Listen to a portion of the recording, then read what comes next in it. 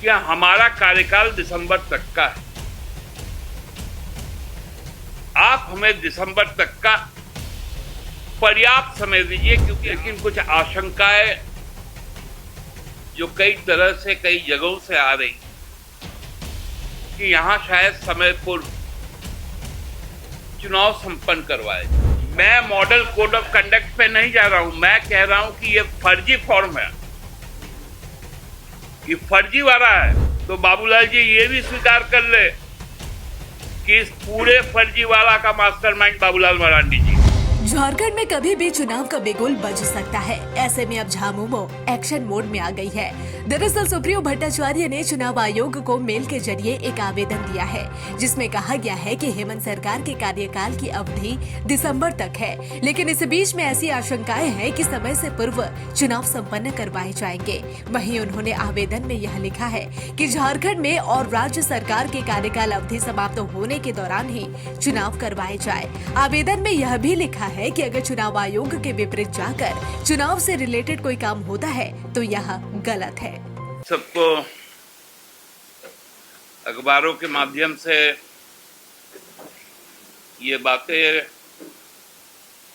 मालूम ही चल रही होंगी कि अब 2024 का जो भी पर्व त्योहार का समय है और उसके बाद इस राज्य में हमारे वर्तमान राज्य सरकार जिसका नेतृत्व हेमंत सोरेन जी कर रहे हैं, उनका कार्यकाल भी दिसंबर के अंत तक तय है। और पुनः हम लोग पूरे विश्वास के साथ जनादेश लेने को, जन आशीर्वाद लेने को लोगों के बीच में रहेंगे। यह हमारी स्वस्थ लोकतांत्रिक परंपरा रही है कि सभी राज्यों में जहां पर सरकार के कार्यकाल का जो अवधि होता है उसके पूर्ण उपयोग का एक दायित्व राज्य सरकारों का होता है। अक्टूबर तक का कार्यकाल हरियाणा सरकार का था, इसलिए अक्टूबर के माह में हरियाणा का चुनाव पिछले 5 तारीख को संपन्न हुए और कल उसका निर्णय भी आ जाएगा। तत्पश्चात जो भी जनादेश जिनके पक्ष में होगा, ऐसे तो भाजपा का सफाया होगा, लेकिन जो जनादेश आएगा उसके बाद राज्य सरकार का गठन होगा। राज्य सरकार के गठन के बाद राज्य विधानसभा का भी गठन होता है, लेकिन कार्यकाल उसी को समझा जाता है जब सरकार काम करने लगती है या चुनाव की अधिसूचना जारी हो जाती है, माने फलाफल की अधिसूचना जो गजट होता है। तो पिछले बार भी आप लोगों ने ज्ञात होगा कि 23 दिसंबर को निर्वाचन का फलाफल 5वें जो विधानसभा का गठन हुआ था और 6ठा विधानसभा चुनाव के लिए फिर से होना है, वो 23 दिसंबर को आया था और 29 तारीख को हेमंत बाबू ने जन समक्ष ऐतिहासिक मोराबादी मैदान में शपथ ग्रहण करने का काम किया था। साथ में उनके साथ 3 और उनके सहयोगी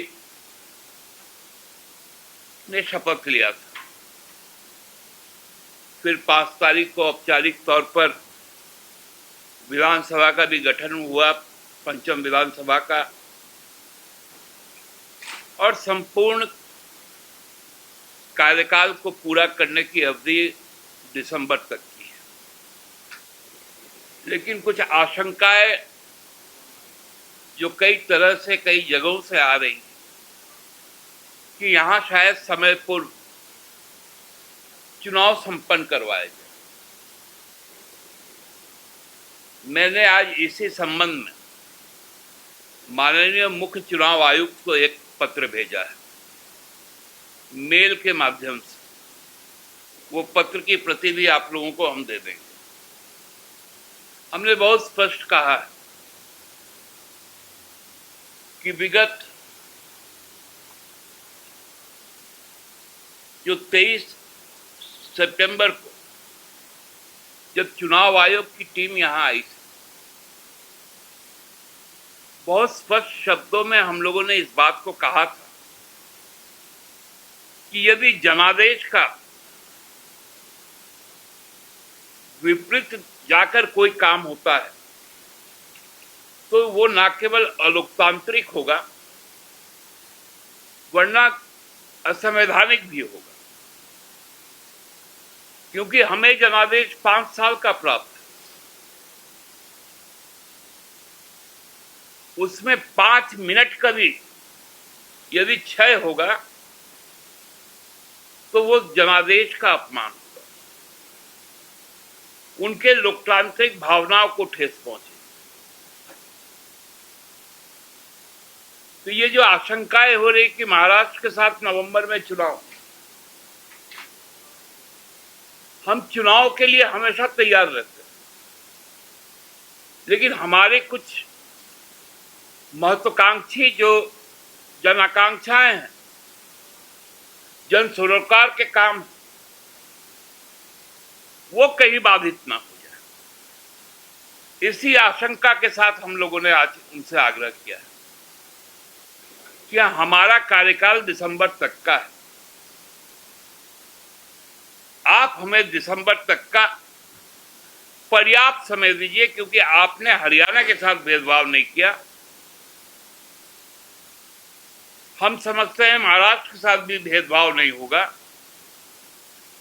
किसी राज्य सरकार के साथ भेदभाव नहीं होता है, लेकिन यदि हमारे साथ भेदभाव होगा तो ये यथोचित नहीं, न्यायोचित भी नहीं। इसी भावना को आप लोगों के माध्यम से राज्यवासियों को भी आश्वस्त करना चाहते हैं कि आप भ्रम की स्थिति में मत रहे।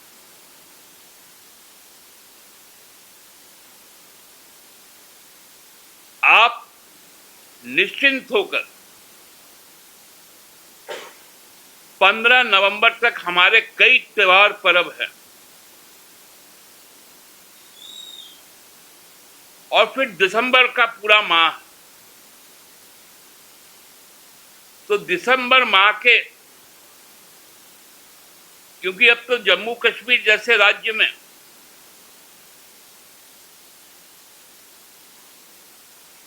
जहां इतना अशांति था, दुर्गम पहाड़ियां हैं,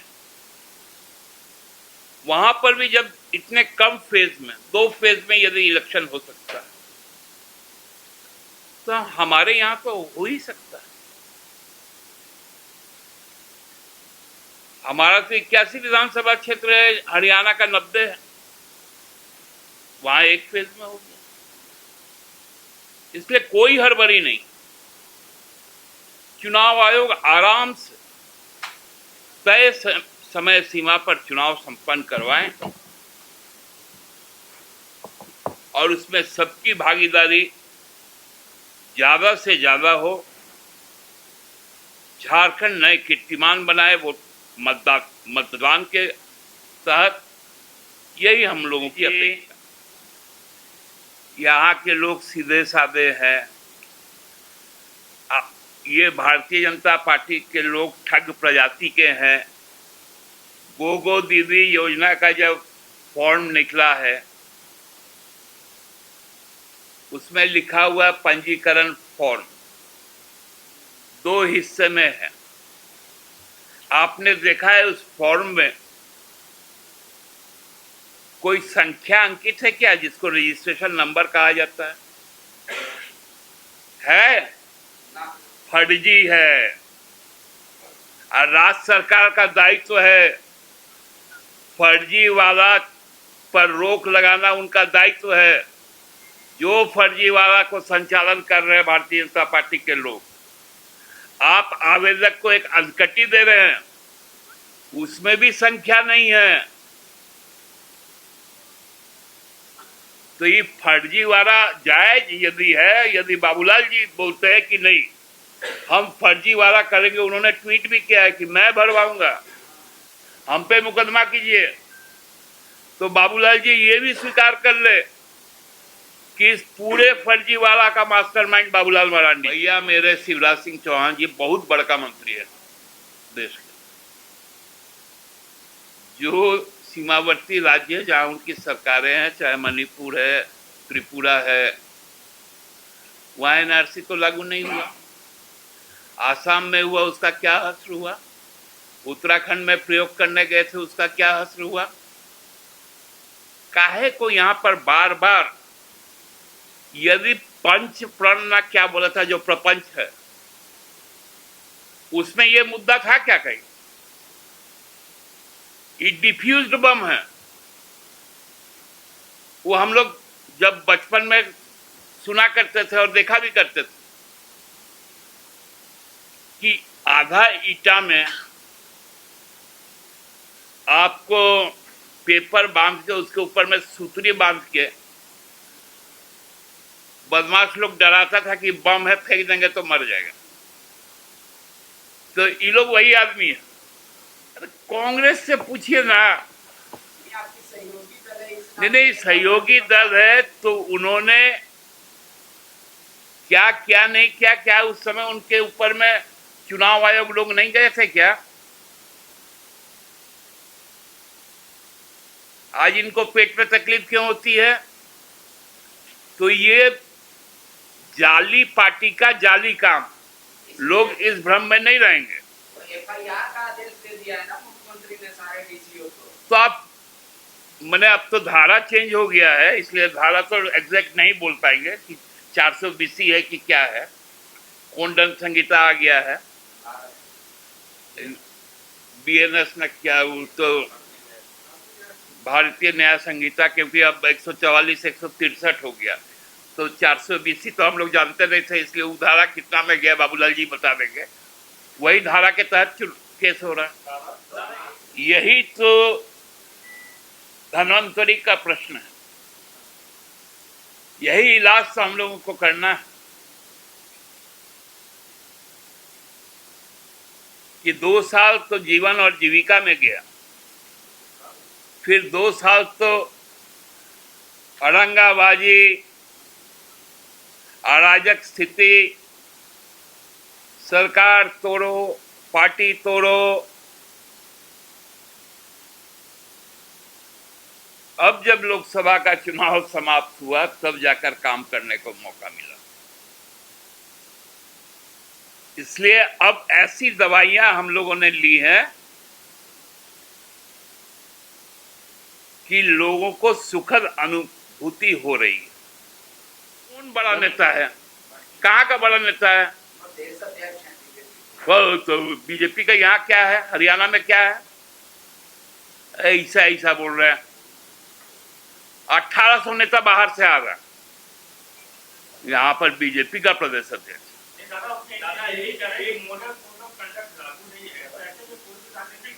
मैं मॉडल कोड ऑफ कंडक्ट पे नहीं जा रहा हूं, मैं कह रहा हूं कि ये फर्जी फॉर्म है, ये फर्जीवाड़ा है। 1,000 रुपया लिया जा रहा है और फॉर्म का रजिस्ट्रेशन नंबर ऑथेंटिसिटी नहीं है। 1,000 रुपये गैर कानूनी रूप से वसूला जा रहा है। ये कि जल्दी जल्दी हम लोग निपट जाए। जम्मू कश्मीर में निपट गए, हरियाणा में निपट गए, महाराष्ट्र में निपट जाएंगे, झारखंड में भी निपट जाए तो कुछ दिन मोदी जी इधर केंद्र में बैठ पाएंगे। तो इसीलिए नहीं, हम लोग चाहते हैं कि स्वस्थ लोकतंत्र में एक विरोधी शक्ति रहे। इस दौरान सुप्रियो भट्टाचार्य ने यह भी कहा कि जब हरियाणा और बाकी राज्यों में समय से पहले चुनाव कराया गया है तो झारखंड के साथ भेदभाव नहीं होना चाहिए। हालांकि ये देखना काफी महत्वपूर्ण होगा कि जिस तरीके से सभी राजनीतिक पार्टियां राज्य में चुनावी माहौल बना रही है, तो क्या वाकई में चुनाव आयोग समय से पहले झारखंड में चुनाव कराएगी।